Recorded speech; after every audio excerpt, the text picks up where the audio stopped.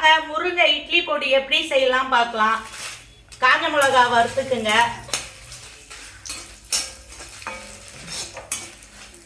காஞ்ச மிளகா நல்லா கொஞ்சம் செவந்து வரட்டும். கொஞ்சம் எண்ணெய் மட்டும் காஞ்ச மிளகாய்க்கு போட்டு வருங்க. மற்றதை ட்ரையாக தான் வறுக்க போகிறோம்.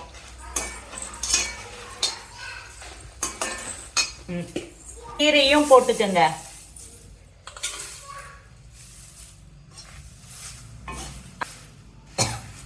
காய வச்சு கருவேப்பிலையும் கீரையும் எடுத்து வந்துக்கிறோம். அதை போட்டு ஒரு சும்மா லைட்டா சூடு காட்டிக்கிங்க.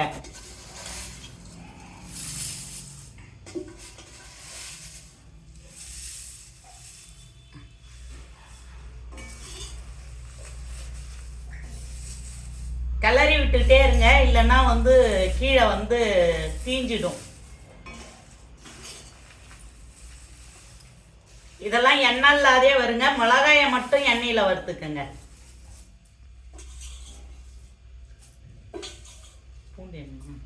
போதும், இதை அள்ளிக்கோங்க.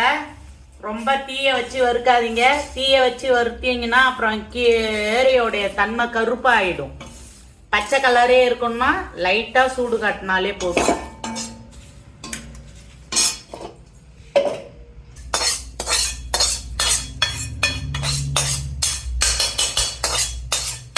இரும்பு கடாயில செய்யுங்க எது வறுத்தாலும். பூண்டை அப்படியே லைட்டா சூடு காட்டிக்கிங்க. பூண்டை நசுக்கி வெயில்ல காய வைங்க. அப்படியே பச்சையா போடக்கூடாது.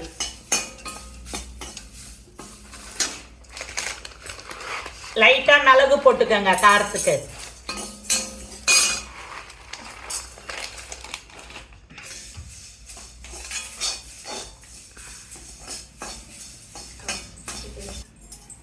உப்பையும் வறுத்துக்குங்க. உப்பு ஈரத்தன்மை உள்ளதுன்றதுனால உப்பையும் வறுத்தே போடுங்க. இதையும் வறுத்தாச்சு, கொட்டிக்கோங்க. எல்லாம் ஒன்னாதான் அரைக்க போறோம்.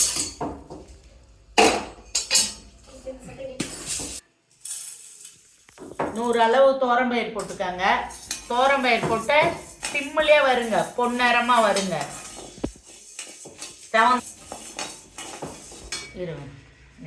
பெருங்காயத்தூள இது கூட தோரம்பயிர் கூட கொட்டிக்கங்க. லைட்டா சூடு காட்டினாலே போதும் பெருங்காயத்தூளுக்கு. பாருங்க வாசனை எப்படி வருது பாருங்க. அருமையான வாசனை. பெருங்காயத்தூளுடைய வாசனை அருமையான வாசனை. கொட்டிக்கங்க. அதையும் ஒன்று ஒன்றாதாங்க வறுக்கணும். எல்லாத்தையும் கும்பலாலாம் வறுக்கக்கூடாது. இன்னும் சிலது சீக்கிரம் வறுபட்டுரும், சிலது லேட்டாக வறுபடும். அதனால் சிம்மில் வச்சு தான் வறுக்கணுமே. எல்லையும் கொட்டிக்கங்க. எல்லையும் வறுத்துக்கலாம்.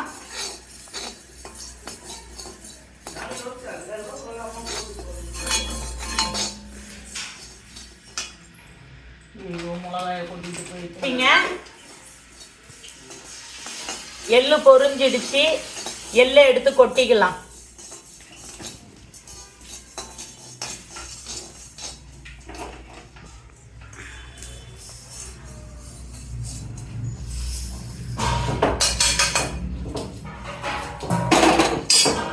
கொட்டிக்கங்க. எல்லாம் நாங்கள் 150 போட்டு வறுக்கிறோம் ஃப்ரெண்ட்ஸ். நீங்களும் உங்களுக்கு எவ்வளோ தேவையோ அவ்வளோ வறுத்துக்கோங்க. நாங்கள் முருங்கை பொடி எவ்வளவோ அந்த அளவுக்கு போட்டிருக்கோம்.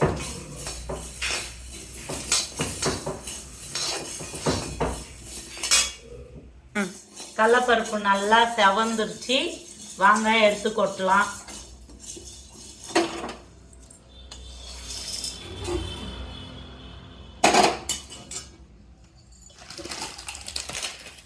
அடுத்தது உளுந்து 150 போட்டுக்கங்க. கருப்பு உளுந்து போட்டுக்கங்க. கருப்பு உளுந்து போட்டு சவரா வருங்க.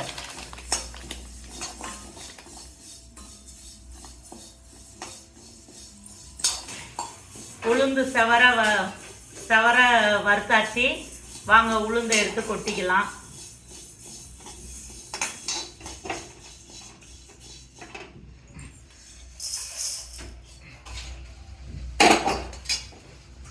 பொட்டுக்கடலை 150 கொட்டிக்கங்க.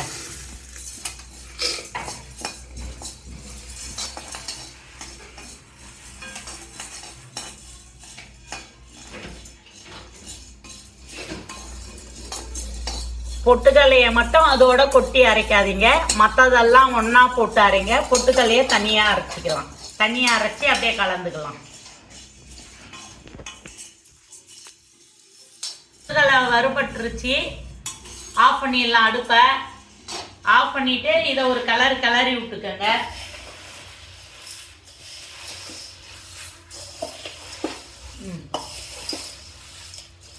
லைட்டாக ஆறட்டன்னு மிக்சியில் போட்டு அரைச்சிக்கிங்க. இது ஒன்றும் பாதியமாக மசிஞ்சி வரும். பொட்டுக்கல்லையை தனியாக அரைச்சி இது கூட கலந்துக்குங்க. அவ்வளோதான் ஃப்ரெண்ட்ஸ். இதான் முருங்கை பொடி, இட்லி பொடி அரைச்சிட்டு காட்டுறோம். இது கூட கருவேப்பிலெல்லாம் போட்டிருக்கோம்.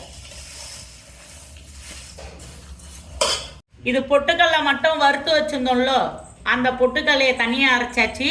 இதெல்லாம் கலந்து அரைச்சித வாங்க அரைச்சி கொட்டலாம். ஈரம் இல்லாத பாத்திரமா பார்த்து இது பண்ணுங்க. ஈரம் பட்டுதுன்னா வேஸ்டேஜ் ஆகிடும். எல்லாம் அரைச்சி கொட்டிக்கிங்க ஃப்ரெண்ட்ஸ். எல்லாத்தையும் ஒன்றா கலக்கலாம். நான் வீடியோ அப்பா ஒன்று இது பண்ணாங்க. ஏன்டா கட்சி விட்டான் பண்ணி. ஃப்ரெண்ட்ஸ் வாங்க, முருங்கைக்கீரையும் கருவேப்பிலையும் சேர்த்த இட்லி பொடி ரெடி ஆயிடுச்சு ஃப்ரெண்ட்ஸ். இதை கலந்து ஈரம் இல்லாத டப்பாவில் ஸ்டோர் பண்ணி வச்சுக்கோங்க. வேணும்னாக்குள்ள பசங்களுக்கு இட்லி பொடி கொடுங்க, தோசையில் தூவி கொடுங்க. பசங்களுக்கு முருங்கைக்கீரைலாம் தினசரி கொடுக்க முடியலன்னா இதை மாதிரிலாம் கொடுத்தோன்னா பசங்களுக்கு நல்லா சாப்பிடுவாங்க.